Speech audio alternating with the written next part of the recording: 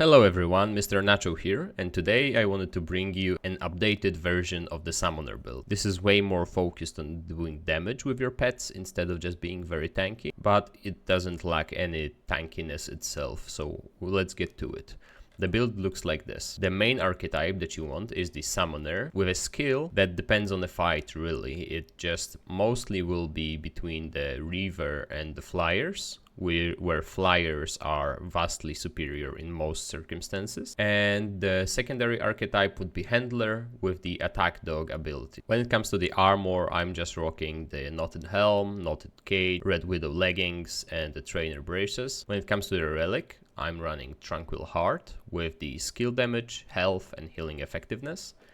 And we are using the new mutator called Spirit Healer. It regenerates 5% of our health over 5 seconds for every 300 mod power spent. And we are also using Healing Shot with it, so we can keep ourselves, our minions, and everyone around us alive, and just give some passive healing to everyone as well. This is a very nice build because it doesn't really focus on you landing the shots. Even if you miss the healing shot, the player can just walk over to it and grab it, and the Spirit Healer will still heal your allies that are in range. The other nice thing is that both the Summoner and the Handler have a perk where whenever you use your relic, you will keep healing your minions and you will fully heal your dog. So you will be able to keep your minions alive almost all the time, and you want to keep them alive because they will be doing the bulk of the damage, especially the Flyers. And we want the archetypes of Summoner to be main for the Ruthless perk. So whenever the Summoner deals damage to their minion, it causes them to enrage. Minions gain 20% attack speed with 50% increased damage.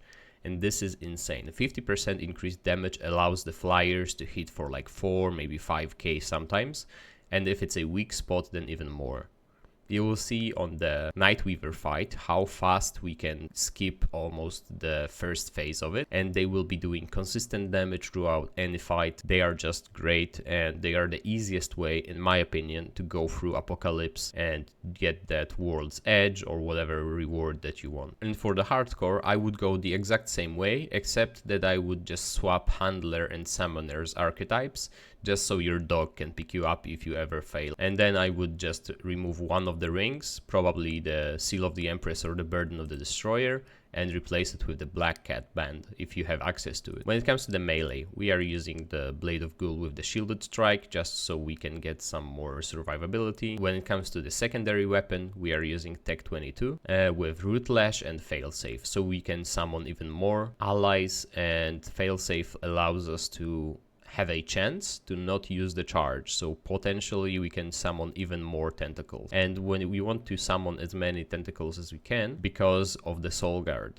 Soul Guard will give us bulwark stacks whenever we have a active summon, and potentially we can have up to 5 stacks of bulwark because this is the cap, and we can very easily achieve that because 1 will be from the dog, 2 will be from the Flyers, and 2 will be from the Root Lash because you can easily keep the 2 of them alive at the same time. You can have more, and they will just, thanks to Soul Link, keep life stealing and healing you back, which is extremely nice. And this will basically make you unkillable if you are not one-shot. You will just get so much healing back that if you don't get one shot, then you'll get most of your HP back very, very quickly. The rest of the rings that we are using is the Seal of the Empress for more maximum HP, because it scales very nicely with the Spirit Healer, because it takes into account our max health. And then we have the Burden of the Destroyer to increase that Summoner damage and the Handler damage by 15%. The minions deal already great damage, with this they deal even more. If you want to be more of a support role, you would swap this for the Burden of the Divine, so you can heal your minions and your allies even more. And when it comes to the amulet, we are using the Silver Ribbon to increase the skill damage by 25%, which is a huge increase, and to grant us haste for 15 seconds whenever we use the ability. The only ability that we will really be using is the Attack Dog, because we won't really need to resummon the Flyers, because the idea is that they won't die. When it comes to the traits, we have the Regrowth and Kinship, then we have Triage, Fortify, 7 points in Swiftness to get to the 10% threshold, Vigor maxed out, Bark Skin and Blood Bond maxed out as well, so we have even more damage reduction. Then we have Ragged, 9 points, and then Spirit and Expertise because they just come with the archetypes. We don't really need that much mod power generation because most of our mod power will come from our summons.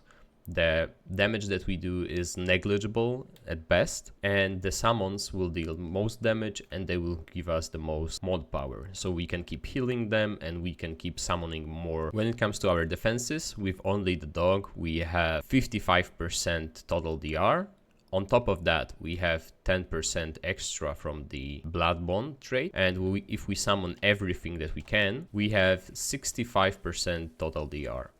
This is very nice. It's like wearing the full set of Litos. We are extremely tanky, but we do way more damage than in the previous iterations, and we get better healing. So that is all for the introduction. I hope that you will enjoy the clips that I've prepared for you, and let me know what you think in the comments below. And have a great day.